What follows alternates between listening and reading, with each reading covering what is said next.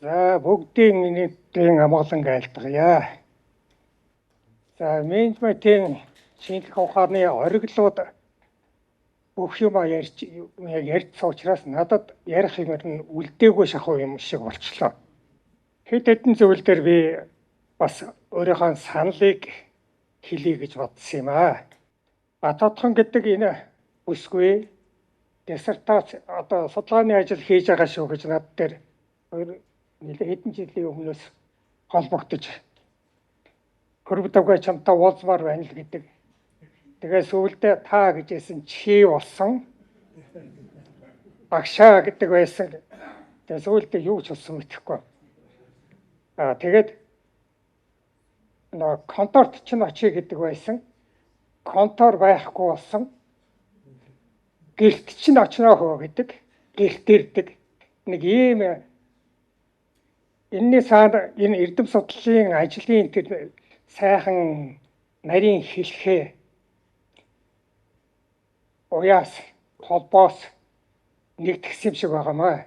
Тэгээ олон удаа бас бидээр уулзсан.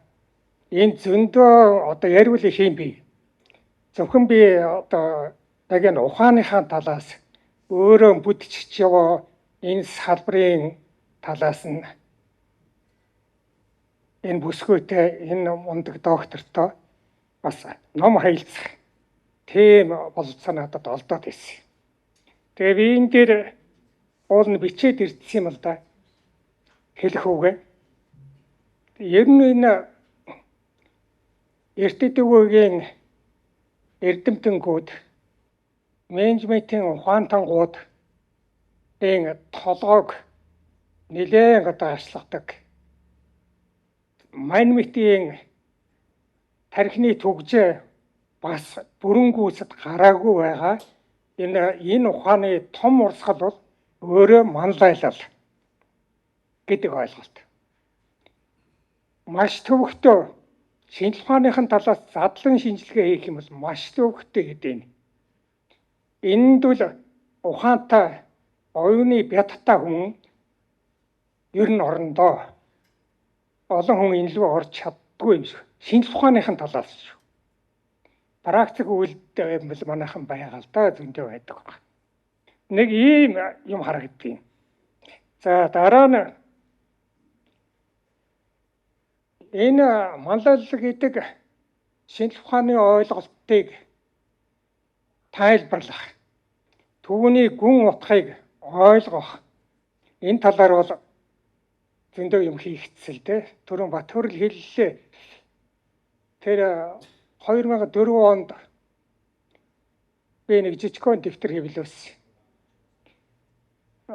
Тэр дэвтрийг хэвлүүлэх гол шалтгаан элбэгдорж байсан. Манай ерөнхийлөгч авсан. Бид хоёр улсын баг хурлд хамт байсан. Тэгээ улсын баг хурл өөрийнхөө зохион байгуулалтыг хийгээд эхэлсэн чинь баахан дарга нар улсын баг хурлын дарга, орлогч дарга, нарийн бичгийн дарга, байнгын хороодын дарга, дэд хороодын дарга гэдэг ингээд өөрийнхөө зохион байгуулалтыг хийсэн баахан дарга гарсан.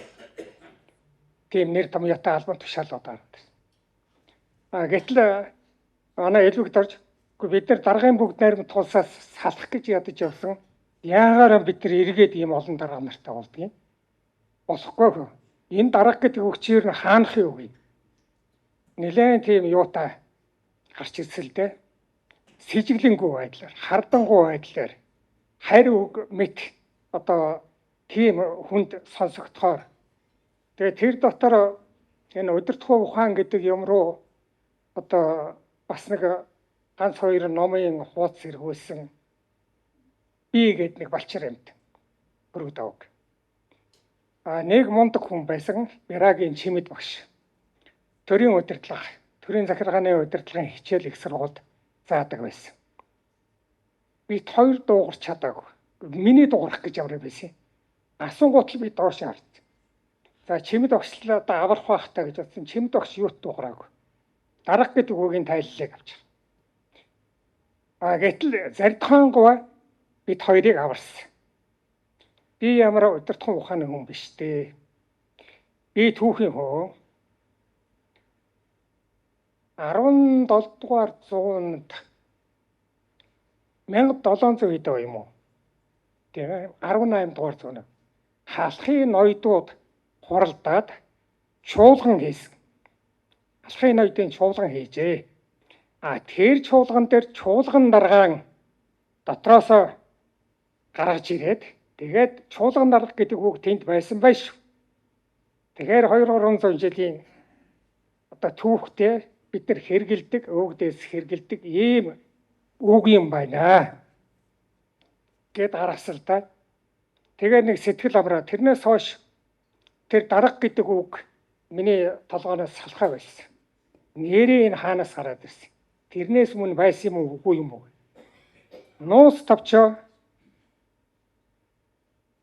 надад 47 оны тэр Сэндийн Дамдасрангуан худам монгол хэлээс орчин цагийн монгол хэлэнд хөрвүүлж буулгаж 47 онд монгол бичгээрээ хэвлүүлсэн тийм ном байдаг юм одоо олдоо болт. Тэгээ тэрийгэ үзчихсэн чи тэнд өнөө дарууга гэдэг үг чинь тууж өгдөг байж.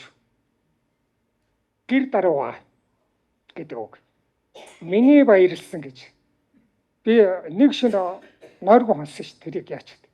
Ямар гоё үг болоод. Тэгээ тэрийг хөөсөн чинь нууц тавчаан дотор 10 хэд гараад ирж байна.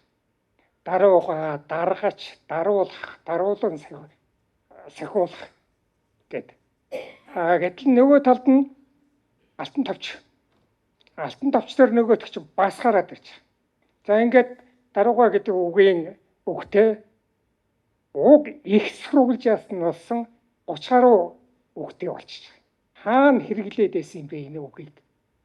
Энэ бол яг өнөө манлайлалтай ч холбогдоод эхэлж байна. Нэг ийм гоё тохиолдол байдаг. За өнөөдөр бас энэ Бататхны энэ дээр бид хоёр зөндөл ярьсан л да. Энд олон сайхан юмнууд бий. Гол юм энд юу вэ гэхээр ерөөсөө монголчуудын өөрийнх нь оюуны сэтгэлгээ суурин амьдралын соёл иргэншлээс шал ондоо юм байдаг юм байна. Бидний сэтгэлгээ огторгуун сэтгэлгээ юм байна. Энэ хэмжээс докторгууд бид нар сэтгэдэг үндэстэн юм байна. Нүүдэлчдийн онцлог байж магадгүй. Энэ зөвхөн монголынх биш байх. Нүүдэлчд байнга л дэлхийтэйгээ харилцсан бие биенээ мэдэж гонтгэж тэрийг жам ясын хөгжлийнх нь жам ясын дагаж амьдэрдэг тийм үндэстнүүдийн сэтгэлгээ авах. Олон хэмжээс докторгуу гэдэг бол их одоо эрдэмтэн мянгадугаан тоосоосноор энэ хэмжээс докторгуу шүү дээ. Энэ хэмжээс доктор. Энэ хэмжээс гэдэг бол 5 биш. Баяр цогтын 20,000 биш. Магадгүй 200,000 параметр байж магадгүй. Ийм юмыг авчираад энийг судлах одоо зөвхөн яг удирдахуун цэвэр удирдахуун ухааны сэтгэлгээгээр энэ манлайлал гэдэг тэр цэгц ойлголтыг шууд ингээд загварчлалтад гаргахад маш төвхт. Тэр гаргалгаа тэр аргыг луу бас дөхүүлж авчихсан хүн бол манай Бататхан. Бүх юмыг ингэж задлж агаад тэр холбоос сая манайхан бүгд сонссон баг. Тэр энэ хувьсгчдыг бүгдийг задлж агаад ганцхан цэг дээр аваачиж эргүүлээ зангиж байгаа. Тэр нь өөрөө манлайлал гэдэг ойлголт чинь ийм юм байна шүү. Чингис хааны манлайлал гэдгийг чинь товчоод хэлэхэд нэг цэг дээр хатгаж өгч байгаа. Ийм юм хэлэх нь биш. Энэ бол бидний одоо шинжлэх ухааны эрэл хайгуул энэ задлан шинжилгээ нэгтгэн дүгнэлтийг маш гоё одоо тэр байгалийн шинжилгээний арга загвар энүүгээр тодорхойд ашиглчихсан баг. Бид нар мэдж байгаа шүү дээ системийн онол гэхэд системийн онол анх 1928 онд Австрийн эрдэмтэн Бертоломфи гэдэг хүн системийн онолыг ургамал дээр анх төрсөн. Бид нар системийн онолыг судлахгүй юу байгалийнхаа шинжилгээний ухааныг судлахгүйгээр удирдахуун ухааныг цааш нь хөгжүүлнэ гэдэг үлэх төвөгтэй болсон. Эннийг тавьж өгсөнд одоо шинжлэх ухааны талаас судал талаас бид нэр одоо намайг хандууд садан төрлүүд отгоо чамд маш их баярлалаа. Чи шүү. Баярлалаа.